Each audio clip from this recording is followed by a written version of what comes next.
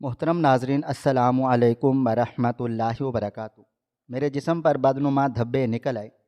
شوہر نے طلاق دے کر گھر سے نکال دی اور دوسری شادی کر لی۔ میں سڑکوں پر در بدر کی ٹھوکریں کھاتی رہی، کوئی کام پر بھی نہ رکھتا۔ ایک روز عالی شان ہوٹل میں گئی، اپنے جسم کو اچھی طرح چھپا دیا تاکہ کام مل جائے، اور وہاں برتن دھونے لگی۔ ایک روز ہوٹل کا مالک کچن میں وزٹ کے لیے آیا۔ اچانک اس کی نظر میرے ہاتھ پر پڑے نشان پر پڑی۔ وہ ایک دم آگے بڑھا، میرا ہاتھ پکڑا اور ایک ایسی بات کہی کہ آسمان سر پر گرا۔ میں خاموشی سے اپنے کمرے میں بیٹھی اپنے ہاتھ کو دیکھ رہی تھی، جہاں پر کئی طرح کے بدنما دھبے موجود تھے۔ آنکھوں میں آنسو لیے میں مسلسل ان دھبوں کو رگڑ رہی تھی۔ ایک عورت ہونے کی حیثیت سے مجھے بہت تکلیف ہو رہی تھی۔ میں دیکھنے میں بلاں کی حسین و جمیل تھی۔ میرے شوہر ہر وقت مجھ پر لٹو رہتے تھے۔ ان کا بس نہیں چلتا تھا مجھے 7 پردوں میں چھپائے رکھے، لیکن اچانک سے اس حالت نے مجھے بہت پریشان کر دیا تھا۔ ابھی میں مایوس نظروں سے اپنے ہاتھ کو ہی دیکھ رہی تھی جب اچانک کمرے کا دروازہ کھلا تھا اور میری ساس اندر داخل ہوئی تھی۔ انہیں دیکھتے ہی میں نے فوراً اپنا دوپٹہ سنبھال لیا تھا۔ کہنے کو وہ ایک عورت تھی اور کافی سمجھدار پڑھی لکھی خاتون تھی، مگر میں ادب کرنا جانتی تھی۔ انہوں نے آتے ہی میرے چہرے پر کئی ہزار کے نوٹ پھینکے تھے اور مجھے دیکھتے ہوئے بولی، شام میں میرا بیٹا آئے تو اس سے طلاق لے کر میرے گھر سے چلی جانا۔ پتہ نہیں کون سی بیماری تمہیں لگ گئی ہے، تمہاری وجہ سے میرے بچے کو بھی لگ جائے گی۔ میں نہیں چاہتی تمہاری ان حرکتوں کا ازالہ میرا بچہ ادا کرے۔ ان کی بات سن کر میں فوراً سے بولی، میں آپ کی بات نہیں سمجھی، اور یہ کیوں آپ کر رہی ہیں؟ میں ڈاکٹر کے پاس جا رہی ہوں۔ انہوں نے کہا۔ میں ابھی اپنا جملہ مکمل کرتی اس سے پہلے ہی وہ بولی، مجھے پتہ ہے تمہیں ایڈز ہو گیا ہے۔ تم جیسی عورتیں اس معاشرے پر دھبا ہیں۔ خدا تمہیں غارت کرے اور ہم لوگوں سے دور کرے۔ بس میں نے کہہ دیا، میں نے اپنے بیٹے کو بھی سمجھا دیا ہے، یہ تمہارے حق مہر کے پیسے ہیں، بس میرا بیٹا آئے گا تو اس سے طلاق لے لینا اور چلی جانا۔ اس گھر میں اب تمہاری کوئی بھی جگہ نہیں ہے۔ میں اپنے بیٹے کی شادی کسی اچھی لڑکی سے کرواؤں گی جو میرے بیٹے کو خوش رکھے گی۔ یہ کہہ کر وہ خاتون ٹھہری نہیں تھی اور کمرے سے دندناتی ہوئی چلی گئی تھی، جبکہ میں اپنے ارد گرد بکھرے ہوئے نوٹ کو دیکھ رہی تھی۔ مجھے یقین ہی نہیں آ رہا تھا کہ یہ وہی خاتون ہے جو میرے لیے دیوانی تھی۔ اکثر لوگ میری ساس کو دیکھ کر حسرت کرتے تھے کہ کاش ہماری ساس بھی ایسے ہی محبت کرنے والی ہوتی، لیکن آج ان کا رویہ دیکھ کر مجھے بالکل بھی سمجھ میں نہیں آ رہا تھا میں کس طرح برتاؤ کروں۔ وہ سمجھ رہی تھی مجھے وہ غلیظ بیماری ہو گئی ہے، لیکن ایسا نہیں تھا۔ ڈاکٹر نے کہا تھا کہ مجھے کسی دوائی کا ری ایکشن ہو گیا ہے، لیکن میری ساس سننا ہی نہیں چاہتی تھی۔ مجھے اور بھی شدید رونا آیا تھا۔ اچانک مجھ پر کیا مصیبت آ گئی۔ میں نے کبھی کسی کے ساتھ برا نہیں کیا تھا، بلکہ ہر شخص کے ساتھ بہت نرمی سے پیش آتی تھی، لیکن اس اچانک مسئلے نے مجھے بہت زیادہ مشکل میں مبتلا کر دیا تھا۔ وقت دھیرے دھیرے گزرتا چلا جا رہا تھا، پورا دن معمول کے مطابق طے ہو گیا تھا۔ مجھے ٹینشن بھی ہو رہی تھی، کہیں میرے شوہر آ کر واقعی ہی مجھے طلاق نہ دے دے، لیکن مجھے یقین بھی تھا میرے شوہر بہت سمجھدار انسان ہیں، وہ ایسا نہیں کریں گے، اور پھر مجھ سے محبت بھی کتنی کرتے ہیں۔ ابھی کچھ ہی دیر گزری تھی جب کمرے کا دروازہ کھلا تھا اور میرے شوہر اندر داخل ہوئے تھے۔ انہیں دیکھتے ہی میرے چہرے پر مسکراہٹ آ گئی تھی۔ کہنے کو میری آنکھوں میں آنسو تھے، لیکن ان کا چہرہ دیکھ میں سب غم بھول گئی تھی۔ میں کچھ کہتی اس سے پہلے ہی وہ بولے، میری اماں نے تمہیں حق مہر ادا کر دیا ہے، اب میں اپنی آخری رسم ادا کر دوں۔ میں انور مبین اپنے پورے ہوش و حواس میں تمہیں طلاق دیتا ہوں، طلاق دیتا ہوں، طلاق دیتا ہوں۔ مجھے تم جیسی عورت سے کوئی رابطہ نہیں رکھنا، تم نے میری زندگی برباد کی ہے۔ تم گھٹیا ترین عورت ہو، تمہیں معلوم ہے تمہیں کیا ہوا ہے، تمہیں ایڈز ہو گیا ہے، اور میں اب تمہاری شکل تک دیکھنا نہیں چاہتا۔ ان کی بات سن کر میں پتھر کا مجسمہ بن گئی تھی۔ مجھے بالکل اندازہ نہیں تھا کہ وہ آتے ہی میرے ساتھ ایسا ظلم کریں گے۔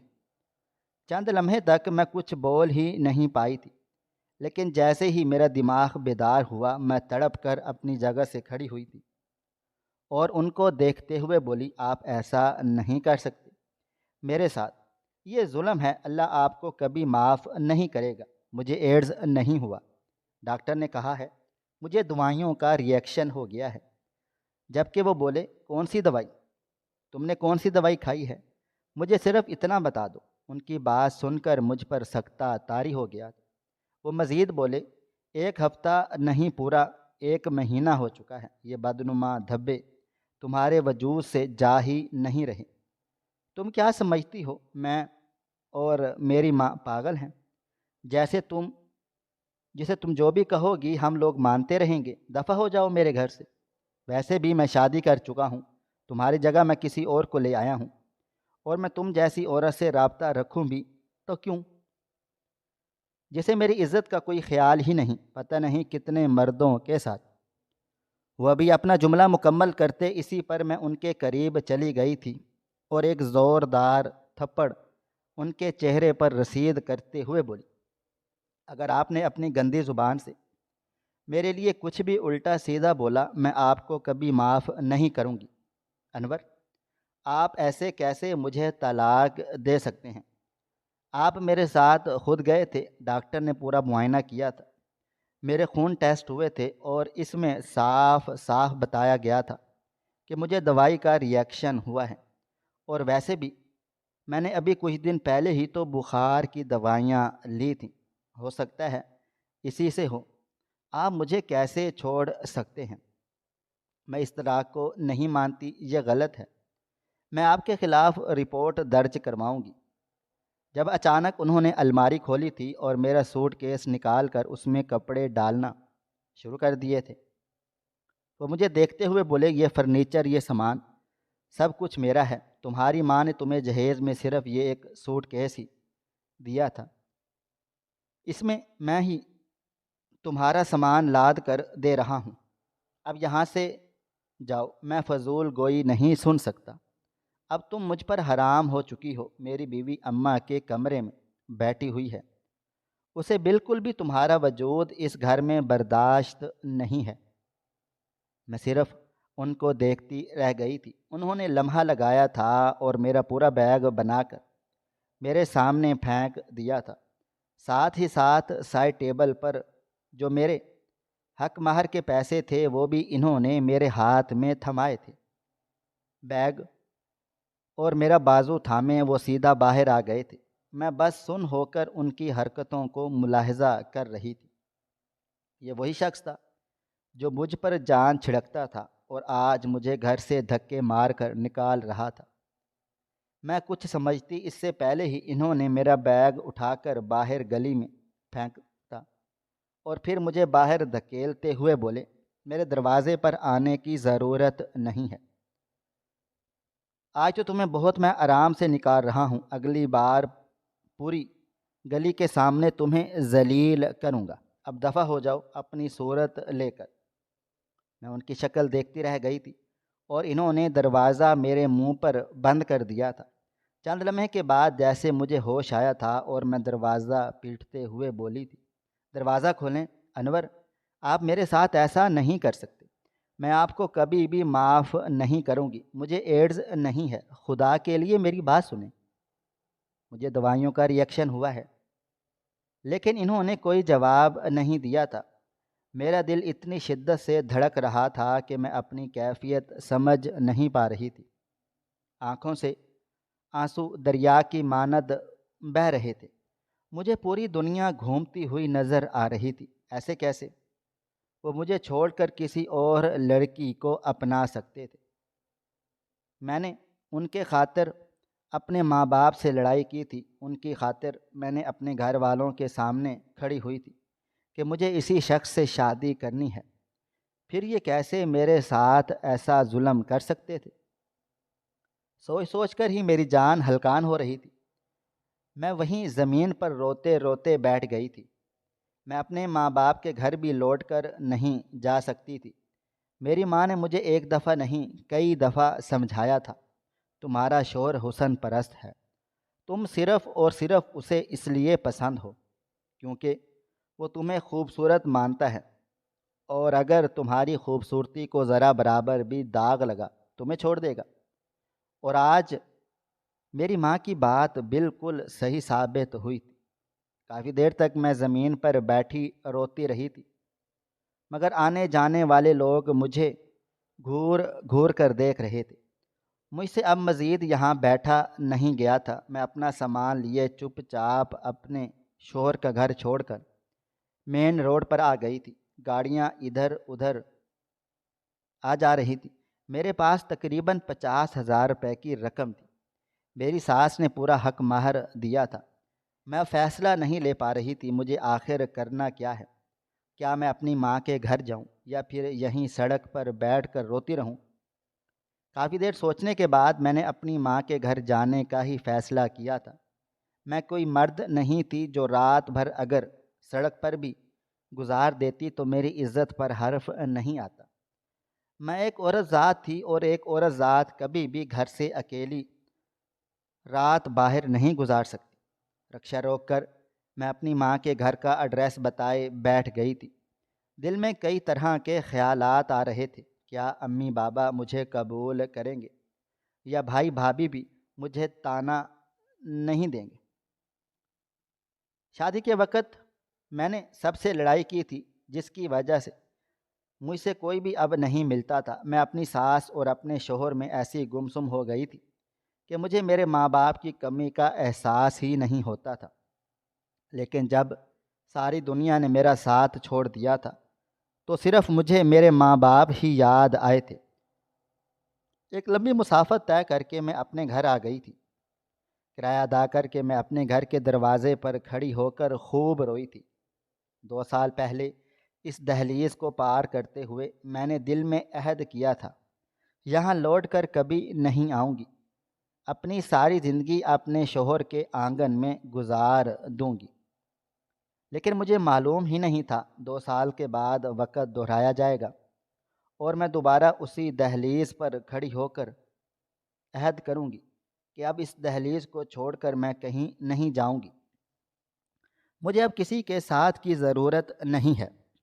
میں نے دھڑکتے دل کے ساتھ ڈور بیل دی تھی۔ چند لمحے بعد دروازہ میری بھابھی نے کھولا تھا۔ وہ مجھے دیکھتے ہی منہ بنا کر اندر چلی گئی تھی، جبکہ میں اپنی جگہ پر پتھر کا مجسمہ بنی ہوئی تھی۔ مجھے سمجھ ہی نہیں آ رہا تھا کہ میں کیا فیصلہ لوں، اندر جاؤں یا دروازے سے ہی لوٹ جاؤں۔ ان کا یہ رویہ مجھے اتنا سمجھا چکا تھا کہ اندر مجھے کس طرح کی عزت سے نوازا جائے گا۔ دل کو سنبھالے میں خاموشی سے اندر داخل ہوئی تھی۔ لاؤنج میں ہی میرے بابا، امی اور بھائی بھابھی بیٹھے ہوئے تھے۔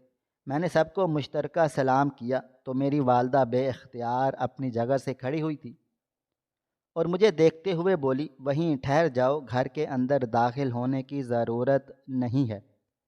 تمہاری ساس نے فون کر کے بتا دیا ہے تمہیں کیا ہوا ہے۔ مجھے شرم آتی ہے تمہیں اپنی بیٹی کہتے ہوئے۔ میں سمجھی تھی تم صرف اور صرف داماد جی سے محبت کرتی ہو، لیکن تم اتنی گھٹیا نکلو گی کہ میں نے کبھی خواب میں بھی تصور نہیں کیا تھا۔ ان کی بات سنتے ہی میں تڑپ کر بولی، امی مجھے ایڈز نہیں ہوا، خدا کی قسم۔ آپ میرے ساتھ ڈاکٹر کے پاس چلیں، وہ بتائیں گے۔ مجھے صرف اور صرف دوائیوں کا ری ایکشن ہے۔ ہاں، اسی کی وجہ سے میرے جسم پر دھبے نکل آئے ہیں، لیکن اس کا مطلب یہ نہیں کہ میں ایک غلیظ بیماری میں مبتلا ہو گئی ہوں۔ میں مزید کچھ کہتی اس سے پہلے ہی میری بھابھی چلائی تھی، یہاں کھڑی ہو کر تم بات کرنے کے قابل بھی نہیں رہی ہو، اس لیے بہتر ہوگا کہ یہاں سے چلی جاؤ۔ میری چھوٹی چھوٹی بچیاں ہیں، میرے بیٹے بھی ہیں، خدا نہ خواستہ تمہاری وجہ سے میرے بچوں کو یہ تکلیف ہو گئی تو میں کیا کروں گی؟ جاؤ یہاں سے، اس گھر میں تمہاری کوئی بھی جگہ نہیں ہے۔ راشد، اگر یہ ہمارے گھر کے اندر رہے گی تو میں نہیں رہوں گی۔ وہ میرے بھائی کو دیکھتے ہوئے چلا کر بولی تھی، جبکہ میرا بھائی بھی اپنی جگہ سے کھڑے ہوتے ہوئے بولا، تم پر 100 جان قربان، لیکن میں بھی تمہیں اس گھر میں اب داخل ہونے کی اجازت نہیں دوں گا۔ تم خود ایک غلیظ عورت ہو جسے اتنا خیال نہیں آیا کہ تمہارا ایک غیرت مند بھائی ہے، ایک باوقار باپ ہے، شوہر ہے، ساس ہے، ماں ہے۔ تمہیں صرف اور صرف لذت چاہیے تھی اور اب اسی لذت کی تمہیں سزا ملے گی۔ جاؤ یہاں سے، امی کہیں اسے نکل جائے ہمارے گھر سے۔ میرا پورا وجود چکنا چور ہو گیا تھا۔ مجھے بالکل بھی یقین نہیں آ رہا تھا کہ میرے اپنے سگے میرے ساتھ ایسا سلوک کریں گے۔ شوہر اور ساس تو پرائے تھے، وہ میرا خون نہیں تھے۔ ان کا ایسا رویہ مجھے اتنی ٹھیس نہیں پہنچا پایا تھا جتنی ٹھیس میرے اپنوں کے رویے نے پہنچایا تھا۔ میں روتے ہوئے بولی، امی ایسا مت کریں، میں خدا کی قسم کھا کر کہتی ہوں مجھے ایڈز نہیں ہوا۔ آپ لوگ میری بات کا یقین کیوں نہیں کر رہے؟ میں کسی مرد سے نہیں ملی، میرا تعلق صرف میرے شوہر سے تھا۔ میری بات سن کر میری ماں بولی، تو تمہارے شوہر کو ایڈز کیوں نہیں ہوا؟ اس کے چہرے پر اور ہاتھ پاؤں پر یہ بدنما دھبے کیوں نہیں نکلے؟ اگر تمہارا تعلق صرف اس سے ہوتا تو تمہیں یہ تکلیف نہیں ہوتی۔ تم اور مردوں سے بھی ملتی ہو۔ ان کی بات سن کر میں تڑپ کر بولی، آپ کی بات بالکل ٹھیک ہے، کم از کم آپ اتنا تو سوچیں، اگر مجھے ایڈز جیسا مرض ہے تو یہ تکلیف میرے شوہر کو کیوں نہیں ہوئی؟ مجھ سے انہیں کیوں ٹرانسفر نہیں ہوئی؟ مجھے یہ تکلیف پورے 1 مہینے سے ہے، تو کیا میرے شوہر کو یہ تکلیف نہیں ہو سکتی؟ ہم دونوں ایک دوسرے کے ساتھ رہے ہیں، ایک دوسرے کی چیزیں استعمال کی ہیں، وہ میرے قریب آئے ہیں، آپ لوگ کچھ تو سوچیں۔ میں مزید کچھ کہتی ہوں اس سے پہلے ہی میری بھابھی بولی، امی یہ جتنی دیر یہاں کھڑی رہے گی جراثیم پھیلتے رہیں گے، اسے یہاں سے بھیجیں۔ مجھے تو سوچ کر ہی وحشت ہو رہی ہے کہ اس کے جانے کے بعد پورا گھر دھونا پڑے گا۔ جبکہ میری امی بولی، ہاں بھائی جاؤ یہاں سے، مجھے تمہاری کوئی فضول بات نہیں سننی۔ میرے چھوٹے چھوٹے بچے ہیں، اس گھر میں سے نکل جاؤ یہاں سے۔ ان کی بات سن کر میں نے اپنے بابا کو دیکھا تھا جو بالکل خاموش بیٹھے ہوئے تھے۔ میں ان کی طرف بڑھنے لگی تو میرا بھائی بولا، خبردار جو تم بابا جان کے قریب بھی گئی، وہ بوڑھے ہیں، انہیں جلدی یہ بیماری لگ جائے گی۔ اپنے بھائی کی بات سن کر میں وہیں سے تڑپ کر بولی، بابا جان کچھ تو بولیں، میں آپ کی بیٹی ہوں، باپ تو اپنی اولاد کے لیے اپنی جان بھی قربان کر دیتا ہے۔ کیا آپ میری تکلیف نہیں سمجھ رہے؟ میں سچ کہہ رہی ہوں بابا جان، میں نے کچھ بھی نہیں کیا، مجھے کسی بھی قسم کی بیماری نہیں ہے، یہ صرف دوائیوں کا ریئیکشن ہے۔ یہ لوگ نہیں سمجھ رہے، کم از کم آپ تو سمجھیں۔ میری بات سن کر انہوں نے سر اٹھایا تھا اور مجھے دیکھتے ہوئے سنجیدگی سے بولے، سب لوگ بالکل ٹھیک بول رہے ہیں، جو دھبے تمہارے جسم پر نمایاں ہیں وہ اس بات کی نشاندہی ہے کہ تمہیں ایڈز ہو گیا ہے۔ مجھے تو یقین ہی نہیں آ رہا کہ میری بیٹی جسے میں اپنا فخر سمجھتا تھا وہ ایسا کام کرے گی۔ تمہارا بھائی اور تمہاری ماں بالکل ٹھیک بول رہے ہیں، آج سے تم ہمارے لیے مر چکی ہو، نکل جاؤ میرے گھر سے۔ میں اب مزید تمہارا وجود اپنے گھر کی دہلیز پر برداشت نہیں کر سکتا۔ یہ کہہ کر وہ ٹھہرے نہیں تھے بلکہ دندناتے ہوئے اپنے کمرے کی طرف چلے گئے تھے۔ میں پتھر کا مجسمہ بن چکی تھی، ایسا لگتا تھا میرے وجود میں جان باقی ہی نہ رہی ہو۔ میں نے اپنی ماں کی طرف دیکھا تھا تو وہ بھی رخ پھیر کر چلی گئی تھی۔ بھائی اور بھابھی کی طرف دیکھنے کی مجھ میں ہمت ہی نہیں تھی۔ کچھ دیر تک میں خاموشی سے وہیں کھڑی رہی تھی۔ میں فیصلہ نہیں کر پا رہی تھی کہ اب میں کیا کروں۔ چند لمحے کے بعد میری بھائی کی آواز میرے کان میں دوبارہ گونجی تھی، تمہیں آواز نہیں آ رہی؟ جاؤ یہاں سے، اس گھر میں تمہارے لیے کوئی بھی جگہ نہیں ہے۔ اور اب کتنا ذلیل ہوں گی یہاں کھڑی ہو کر۔ میں نے اپنی آنکھوں میں آئی ہوئی نمی کو صاف کیا تھا اور لرزتے ہوئے لہجے میں بولی، میرے پاس رہنے کے لیے کوئی جگہ نہیں ہے، مجھے طلاق ہو گئی ہے، میں عدت میں ہوں، پلیز مجھے سرونٹ کوارٹر میں رہنے دو، جو چوکی دار کا کمرہ ہے۔ میرے ساتھ ایسا مت کرو، میں تمہاری بہن ہوں، اس گھر کی عزت ہوں، کچھ تو خیال کرو۔ میری بات سن کر وہ یکدم چلایا تھا، کیوں کروں تمہارا خیال؟ تم اس قابل ہو کہ تمہارا خیال کیا جائے؟ جب تم اپنی عزت اپنے ہاتھوں سے لٹا بیٹھی ہو، تم مجھ سے توقع کیوں کر رہی ہو؟ جاؤ یہاں سے، وہ کھلا ہے دروازہ۔ ان کی بات سن کر میں تڑپ کر رونے لگ گئی تھی، ہچکیوں سے پورا گھر گونج اٹھا تھا۔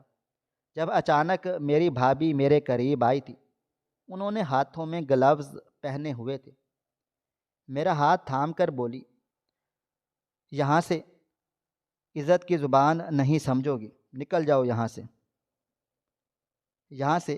یہ کہتے ہی وہ مجھے گھسیٹنا شروع ہو گئی تھی۔ یہ وہی گھر تھا جہاں میں پیدا ہوئی تھی، اپنے لاڈ اٹھوائے تھے، اپنا بچپن گزارا تھا۔ آج ایک اجنبی عورت جو دوسرے گھر سے آئی تھی وہ مجھے نکال رہی تھی، اور میرے گھر کا فرد یعنی میرا سگا بھائی کھڑے ہو کر خاموشی سے دیکھ رہا تھا۔ انہوں نے دھکے مار کر مجھے گھر سے نکال دیا تھا، میں زمین پر بے جان ہو کر پڑی ہوئی تھی۔ مجھے کچھ سمجھ نہیں آ رہا تھا، مجھے اب کیا کرنا ہے، میں کہاں جاؤں گی؟ میں شدت سے رونے لگی تھی۔ ایسا مت کرو، دروازہ بند مت کرو، میں کہاں جاؤں گی؟ رات کے 10 بج رہے ہیں، کچھ تو خیال کرو۔ لیکن نہ میری بھابھی کو کوئی خیال آیا تھا اور نہ ہی بھائی کو۔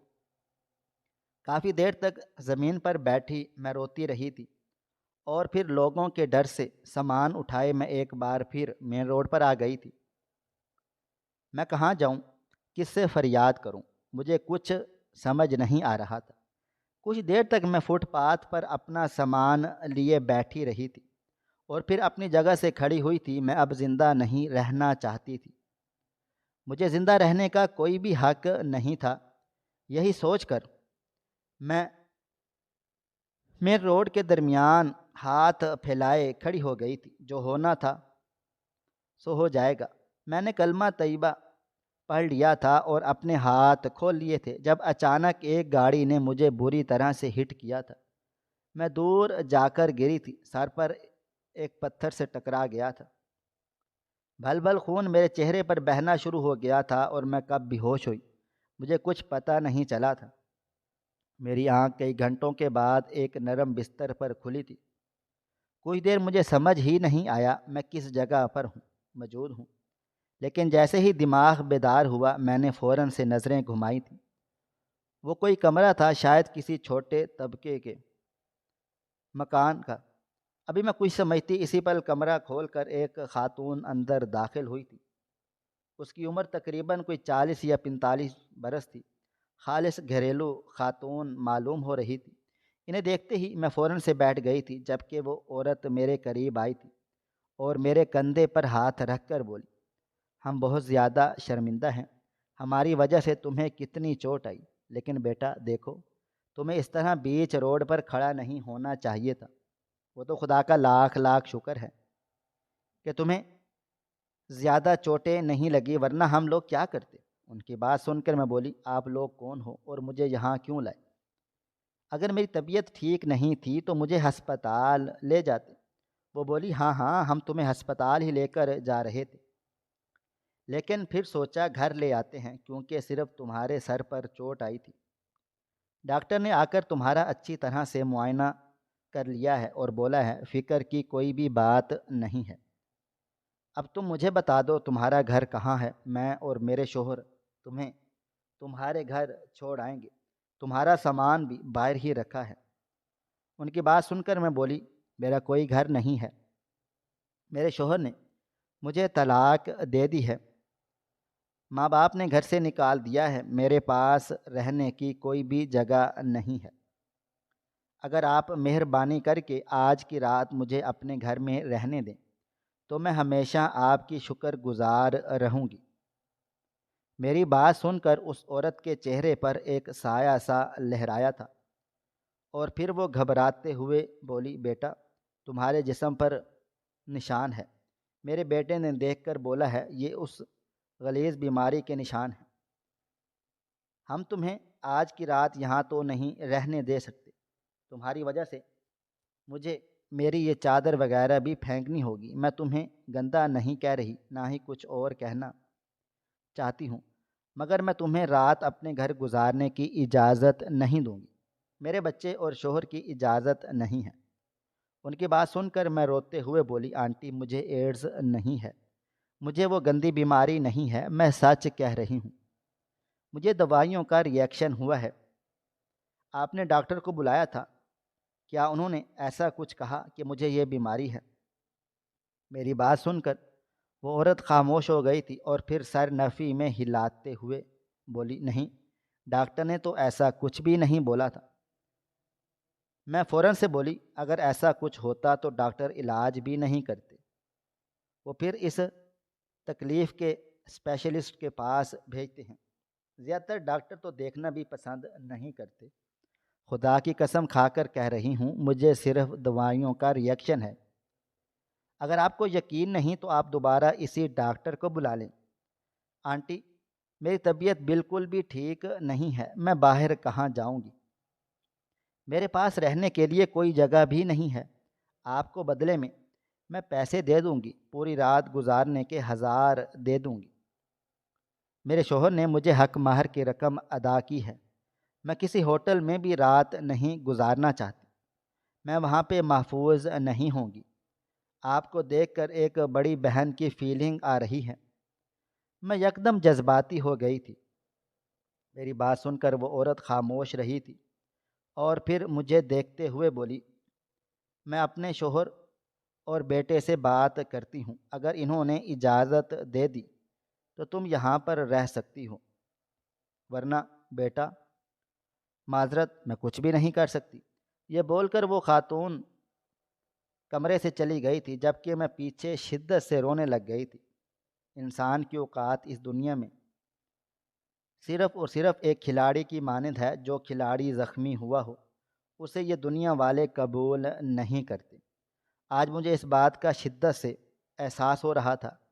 چند لمحے کے بعد وہ عورت واپس آئی اور مجھے دیکھتے ہوئے بولی، اچھا تم یہاں رہ سکتے ہو، میرے بیٹے نے اور میرے شوہر نے اجازت دے دی ہے، لیکن تم صبح ہوتے ہی یہاں سے چلی جانا۔ اب ہمارا مسئلہ نہیں ہے تم کہاں جاؤ گی، اور بے فکر رہو، تمہارے سر پر زیادہ چوٹ نہیں آئی، بس ہلکی سی خراش ہے، خون نکلنے کی وجہ سے پٹی کی گئی ہے۔ دوائیاں وغیرہ تمہیں دے دی گئی ہیں، کچھ کھاؤ گی تو بتاؤ لا دوں؟ میں نے سر نفی میں ہلایا تھا اور ان کے آگے ہاتھ جوڑتے ہوئے بولی، آپ کا بہت بہت شکریہ، میں آپ کی ہمیشہ شکر گزار رہوں گی، میں بس اب تھوڑا سا آرام کرنا چاہوں گی۔ انہوں نے ہاں بول کر دروازہ بند کر دیا تھا، جبکہ میں وہیں روتے روتے لیٹ گئی تھی۔ آج ایک دن میں ہی میری پوری دنیا الٹ گئی تھی۔ میرے شوہر نے مجھے طلاق دے دی تھی، میری ساس نے مجھ سے منہ موڑ لیا تھا، میرے ماں باپ جنہیں میں اپنا سمجھتی تھی انہوں نے مجھ سے رابطہ منقطع کر لیا تھا۔ میرا بھائی جو ایک وقت تک مجھ پر جان چھڑکتا آیا تھا، آج وہ مجھے دیکھنا بھی نہیں چاہتا تھا۔ اس کی بیوی مجھے اپنے ہاتھوں سے نکال رہی تھی اور اس نے کچھ بھی نہیں بولا تھا۔ یہ سوچ سوچ کر میرے وجود میں نڈھالی اترتی جا رہی تھی۔ روتے روتے میں کب گہری نیند میں چلی گئی، مجھے کچھ پتہ نہیں چلا تھا۔ اگلی صبح کا سورج پوری آب و تاب سے روشن ہوا تھا۔ سورج کی کرن جیسے ہی میرے چہرے پر پڑی تھی، میری آنکھ کھل گئی تھی۔ کچھ دیر تک میں چپ چاپ بستر پر لیٹی رہی تھی۔ سر میں چوٹ لگنے کی وجہ سے مجھے بخار ہو گیا تھا۔ مجھے اپنا پورا وجود ٹوٹتا ہوا محسوس ہو رہا تھا۔ میں کوشش کر رہی تھی کہ اٹھ کر بیٹھ جاؤں، لیکن بالکل بھی ہمت نہیں ہو رہی تھی۔ میں تو یہ سوچ سوچ کر ہی ہلکان ہوئے جا رہی تھی کہ ابھی مجھے یہاں سے نکلنا ہے، لیکن میرے جسم میں اتنی ہمت نہیں تھی کہ میں واقعی یہاں سے کھڑی ہو کر 2 قدم دروازے تک ہی چل لیتی۔ چند لمحے کے بعد کمرے کا دروازہ کھلا تھا اور وہ عورت داخل ہوئی تھی۔ اس کے پیچھے ایک نوجوان لڑکا اور ایک ادھیڑ عمر آدمی بھی موجود تھے۔ میرے قریب آتے ہی ان تینوں نے ادب سے سلام کیا تھا، جبکہ میں سلام کا جواب دیے تکیے کے سہارے بیٹھ گئی تھی۔ وہ عورت مجھے دیکھتے ہوئے بولی، آپ کی طبیعت کیسی ہے؟ اب میں نے سر نفی میں ہلایا تھا اور اس عورت کو دیکھتے ہوئے بولی، مجھے بخار ہو گیا ہے، سر بہت بھاری ہو رہا ہے اور جسم بھی بہت ٹوٹ رہا ہے۔ کیا میں آج کا ایک اور دن یہاں گزار سکتی ہوں؟ میں مزید کچھ کہتی ہوں اس سے پہلے ہی وہ لڑکا بولا، نہیں محترمہ، آپ یہاں نہیں گزار سکتی۔ آپ کو جو مرض ہے وہ اس بات کی اجازت نہیں دیتا کہ ہم آپ کو یہاں رہنے دیں۔ بہتر ہوگا کہ آپ اپنا سامان لیں اور یہاں سے چلی جائیں۔ آپ کے 50,000 روپے آپ کے بیگ میں ہی رکھے ہوئے ہیں، 1 روپیہ بھی آگے پیچھے نہیں کیا گیا۔ آپ کھڑی ہو جائیں۔ میری امی کو آپ نے پاگل سمجھ لیا ہے اور رات انہیں بیوقوف بنا کر آپ یہاں ٹھہر گئے، لیکن اب میں مزید آپ کو یہاں نہیں رہنے دوں گا۔ وہ مزید کچھ کہتا اس سے پہلے ہی وہ خاتون بولی، رمیز، بدتمیزی مت کرو، میں بات کر رہی ہوں۔ جبکہ وہ بولا، آپ خاموش رہیں۔ امی، آپ کی معصومیت کا لوگ فائدہ اٹھا کر اس طرح ہمارے گھر میں نہیں گھس سکتے۔ خاتون، آپ کے لیے بہتر یہی ہوگا کہ آپ یہاں سے جائیں۔ اس لڑکے کی بات سن کر مجھے بہت زیادہ رونا آ گیا تھا۔ زندگی ایسی ہو جائے گی، میں نے کبھی سوچا بھی نہیں تھا، مگر کیا کر سکتے ہیں جب حالات ایسے پیدا ہو جائیں اور اپنے ساتھ چھوڑ دیں تو اجنبی اسی طرح سے سلوک کرتے ہیں۔ میں نے سر ہاں میں ہلا دیا تھا اور ہمت کر کے اپنی جگہ سے کھڑی ہوئی تھی، لیکن سر اتنی بری طرح سے چکرا گیا تھا کہ میں اسی پل بے ہوش ہو کر وہیں گر گئی تھی۔ وقت کی رفتار نہ کبھی تھم سکی ہے اور نہ کبھی تھم پائے گی۔ میری آنکھ رات کے 10 بجے کھلی تھی، میں اسی بستر پر پڑی ہوئی تھی۔ کچھ دیر تک میں خاموشی سے لیٹی رہی، لیکن اب جسم کافی ہلکا محسوس ہو رہا تھا۔ صبح جیسی کیفیت نہیں تھی۔ میں چپ چاپ اپنی جگہ سے کھڑی ہو کر اب کمرے کے دروازے تک آئی تھی۔ کمرے کا دروازہ کھول کر میں باہر آئی تو سامنے لاؤنج میں دونوں میاں بیوی بیٹھے ہوئے تھے۔ مجھے باہر دیکھ کر وہ لوگ کھڑے ہو گئے تھے۔ وہ عورت فوراً سے میرے قریب چلی آئی تھی اور مجھے تھام کر بولی، ڈاکٹر صاحب آئے تھے، انہوں نے بتایا ہے کہ تمہیں دوائیوں کا ری ایکشن ہوا ہے، تمہیں ایڈز نہیں ہے۔ میرے بیٹے کو غلط فہمی ہوئی تھی۔ بیٹا تم آرام کرو، تمہاری طبیعت بہت زیادہ خراب ہے۔ جبکہ میں بولی، آپ کا بہت بہت شکریہ، آپ نے مجھے 2 دن اپنے گھر میں رکھا، اب میں یہاں سے جانا چاہتی ہوں۔ جبکہ پیچھے موجود شخص فوراً سے بولا تھا، مگر آپ نے کہا تھا کہ آپ کے شوہر نے آپ کو طلاق دے دی ہے، گھر والوں نے نکال دیا ہے، تو آپ کہاں جائیں گی؟ رات کے 10 بج رہے ہیں۔ ان کی بات سن کر میں مدھم لہجے میں بولی، مجھے نہیں معلوم، مگر کوئی نہ کوئی بندوبست کرنا ہوگا، کب تک میں آپ کے گھر رہوں گی؟ میری بات سن کر وہ آدمی بولا، ایک کام کریں، آج کی رات اور یہاں ٹھہر جائیں، صبح ہوتے ہی آپ یہاں سے چلے جانا، ہم کچھ نہیں بولیں گے۔ دراصل ہم لوگ بہت زیادہ شرمندہ ہیں، بلا وجہ آپ کو صبح اتنی باتیں سنا دی اور آپ کو کچھ بھی نہیں ہے۔ ڈاکٹر صاحب نے کہا ہے کہ جو لوگ ایسا سوچتے ہیں وہ جاہل ہوتے ہیں، آپ کو ایڈز نہیں ہے، آپ کی دوائیوں کی وجہ سے آپ کی یہ حالت ہے۔ آپ اچھے کسی اسکن اسپیشلسٹ کو دکھائیں گی، آپ کی طبیعت ٹھیک ہو جائے گی۔ جبکہ میں بنا کچھ بھی کہے خاموشی سے اندر آ گئی تھی۔ جو میرے ساتھ 24 گھنٹے کے درمیان ہو چکا تھا، اس نے اندر سے تمام حسرتیں مار دی تھی۔ میں پہلے یہی ارادہ رکھتی تھی کہ کسی اچھے اسکن کے ہسپتال جا کر اپنا علاج کرواؤں گی، لیکن اب حالات ایسے ہو گئے تھے کہ میرا بس نہیں چل رہا تھا کہ میں خود کو مار لوں۔ شوہر نے ساتھ چھوڑ دیا تھا، ساس جو بیٹیوں کی طرح چاہتی تھی انہوں نے ساتھ چھوڑ دیا، ماں باپ جو میرے اپنے تھے انہوں نے دیکھنا گوارا نہیں کیا۔ اور بھائی اس کی بیوی نے اسی کے سامنے نکال دیا، کیا مجھے زندہ رہنے کا حق تھا؟ یہ سوچ سوچ کر ہی میں روئے جا رہی تھی۔ پوری رات میری ایسے ہی گزر گئی تھی۔ اگلی صبح 10 بجے میں ان لوگوں کے ساتھ ناشتہ کیے اپنی زندگی طے کرنے کے لیے گھر سے روانہ ہو گئی تھی۔ مجھے نہیں پتہ تھا مجھے کس سمت جانا ہے، کیسے لوگ ٹکرائیں گے، لیکن میں نے دل ہی دل میں طے کر لیا تھا کہ میں کسی جگہ پر نوکری کروں گی اور اپنی زندگی کو گزاروں گی۔ اب کچھ نہ کچھ کرنا ہی تھا۔ مجھے اپنا علاج بھی کروانا تھا، پیسے میرے پاس موجود تھے۔ حق مہر کا 1 روپیہ بھی ان کے گھر سے آگے پیچھے نہیں ہوا تھا۔ کافی دیر تک میں سڑکوں پر ہی گھومتی رہی تھی اور پھر ایک دکان سے میں نے بڑی چادر خرید کر اپنا چہرہ، اپنا وجود اچھی طرح سے ڈھانپ لیا تھا تاکہ میں کہیں سے بھی نظر نہ آؤں۔ میں نے اب اپنا رخ ایک بڑے عالیشان ہوٹل کی طرف کر لیا تھا، اس امید پر کہ مجھے یہاں رہنے کے لیے جگہ بھی ملے گی اور نوکری بھی مل جائے گی۔ اور خدا کی کرنی ایسی ہوئی، جب میں نے اندر جا کر نوکری کے حوالے سے بات چیت کی تو مجھے برتن دھونے کے لیے رکھ لیا گیا تھا، ساتھ ہی مجھے رہنے کے لیے جگہ بھی مل گئی تھی۔ وہاں پر کافی سرونٹ رہتے تھے، جن میں صرف 2 لڑکیاں تھیں جو وہاں پر رہتی تھیں، باقی سب مرد حضرات ہی تھے۔ مجھے اس سے کوئی فرق نہیں پڑ رہا تھا، مجھے صرف اور صرف رہنے کی جگہ چاہیے تھی۔ ان لوگوں نے اپنا یونیفارم دیا تھا جو ہاتھ اور پاؤں کو کور کر رہا تھا، چہرے میں نے حجاب کے ذریعے کور کر لیا تھا۔ ان لوگوں کو اس سے کوئی مسئلہ نہیں تھا، آنکھیں نظر آ رہی تھیں، لیکن وہاں پر بس ایک چھوٹا سا ہی نشان تھا جس سے کافی بچت ہو گئی تھی۔ میں نے وہاں جا کر یہی ظاہر کیا تھا کہ میں شرعی پردہ کرتی ہوں۔ مجھے مہینے کے 15,000 روپے پر رکھا گیا تھا۔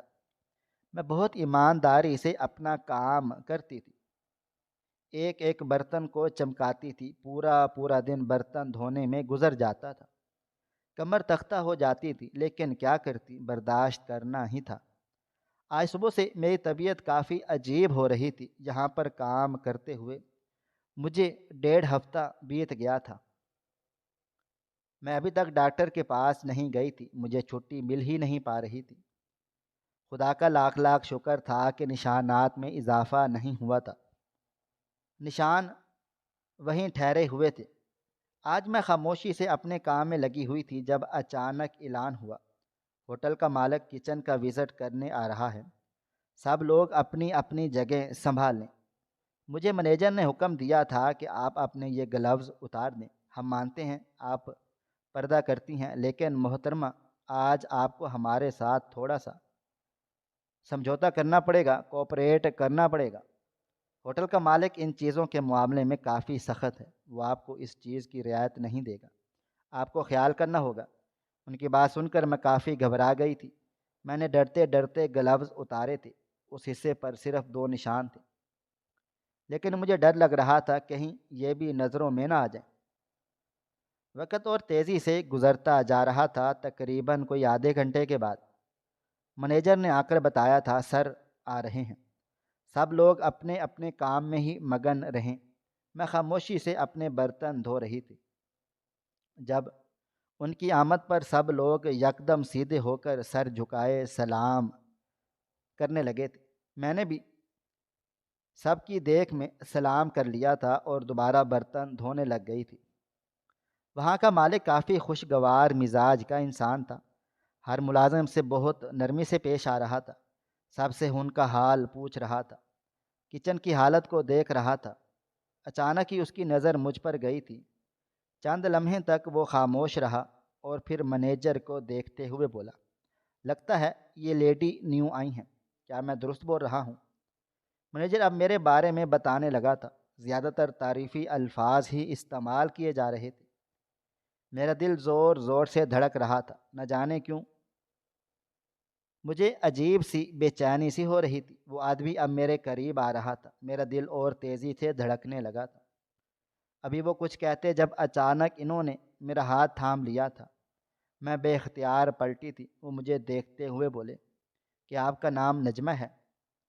اس بار چونکنے کی باری میری تھی، کیونکہ مینیجر نے میرا نام ان کو بتایا ہی نہیں تھا۔ میں نے سر ہاں میں ہلایا تو وہ بولے، یہ جو نشان آپ کو پتہ ہے یہ کس چیز کے ہیں؟ میں فوراً سے بولی، جی سر یہ دوائیوں کے ریئیکشن سے ہوئے ہیں، میں ان کا علاج کروا رہی ہوں، مجھے وہ ایڈز کی بیماری نہیں ہے۔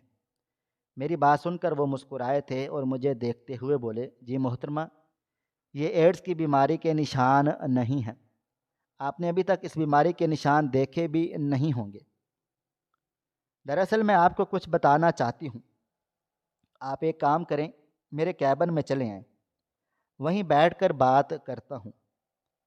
ان کا لہجہ بار بار لڑکھڑا رہا تھا، جتنا پرسکون رہنے کی وہ اداکاری کر رہے تھے ان کے چہرے سے ہی لگ رہا تھا کہ وہ مجھے بخوبی جانتے ہیں، نہ جانے وہ شخص کون تھا۔ فی الحال میں چپ چاپ ان کے پیچھے چلی گئی تھی۔ سب لوگ مجھے حیرت سے دیکھ رہے تھے۔ ایک انسان جو پورے ہوٹل کا مالک تھا، جس میں کئی کمرے تھے، بڑی سی لابی تھی، وہاں پر کھانے کا انتظام تھا، بوفے ایریا تھا، وہاں کا مالک مجھے اپنے کمرے میں بلا رہا تھا، محض ایک برتن دھونے والی کو۔ حیران ہونے کی بات تو تھی، میں ڈرتے ڈرتے کمرے میں داخل ہو گئی تھی۔ ابھی میں کچھ کہتی یا سمجھتی، اسی پل اس آدمی نے کمرے کا دروازہ بند کر دیا تھا اور اچانک میرے سامنے گھٹنوں کے بل بیٹھ گیا تھا۔ میں نے بے یقینی سے ان کا یہ عمل دیکھا تھا اور وہ میرے پاؤں پکڑتے ہوئے بولے، تم مجھے سزا دینے کے لیے آئی ہو نا؟ یہاں تم میرے گناہوں کو سب کے سامنے لانے کے لیے آئی ہو نا؟ سچ سچ بتانا۔ میں ان کی جانب دیکھتے ہوئے بولی، کون ہو آپ؟ میں ایسا کیوں کروں گی؟ میں تو آپ کو جانتی بھی نہیں، صرف اتنا جانتی ہوں کہ آپ اس ہوٹل کے مالک اور میرے باس ہیں۔ میری بات سن کر وہ بولا، تمہارے وجود پر جو نشان ہیں وہ میری وجہ سے آئے ہیں، اور یہ نشان اتنی آسانی سے نہیں جائیں گے۔ تمہارے گھر میں جو عورت اب موجود ہے وہ کوئی اور نہیں بلکہ میری بیوی ہے۔ دراصل میں اس کو پسند نہیں کرتا تھا۔ ہر بات میں مسئلہ کھڑا کرنا، چھوٹی چھوٹی باتوں پر لڑنا جھگڑنا اس نے اپنا پسندیدہ مشغلہ بنا لیا تھا۔ میں نے یہ دوائی بنوائی تھی اس کے وجود پر ریئیکشن کروانے کے لیے، لیکن وہ عورت بہت زیادہ تیز عورت ہے، اس نے مجھے پکڑ لیا تھا اور اس دوائی کو تم پر استعمال کروایا، تمہارے شوہر کے ذریعے۔ وہ دونوں ایک دوسرے کو پسند کر رہے تھے۔ میں اپنی بیوی کو طلاق نہیں دے سکتا تھا، اگر دے دیتا تو مجھے اپنی آدھی جائیداد اس کو دینی پڑتی۔ وہ اچھی عورت نہیں ہے، پیسوں کے پیچھے بھاگنے والی ایک گولڈ ڈگر عورت ہے، جس کو محبت کے اصول ہی نہیں پتہ۔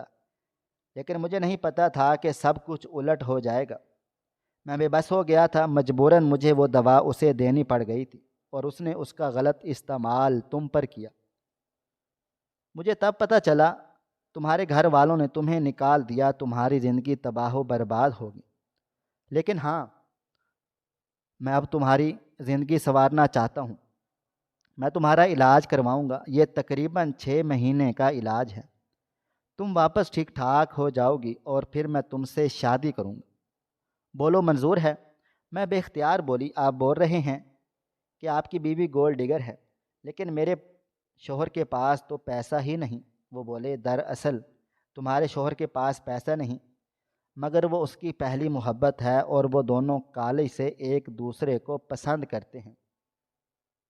میری بیوی کوئی عام عورت نہیں ہے، اس کے پاس بہت زیادہ مالیت ہے۔ میں بھی کوئی ایسی عورت چاہتا ہوں جو پیسوں سے نہیں، مجھ سے پیار کرے۔ کچھ دیر تک میں کچھ بول ہی نہیں پائی تھی۔ فی الحال میں نے انہیں کوئی بھی جواب نہیں دیا تھا۔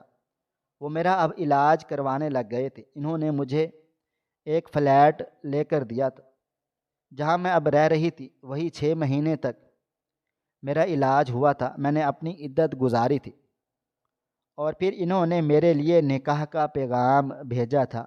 میرے چہرے سے تمام نشان چلے گئے تھے، میرے وجود پر کہیں ایک بھی نشان نہیں تھا۔ میں بالکل پہلے جیسی خوبصورت ترین عورت بن گئی تھی، اور پھر اس آدمی نے مجھ سے شادی کر لی تھی۔ شادی کے بعد میں ایک دفعہ اپنے گھر ضرور گئی تھی۔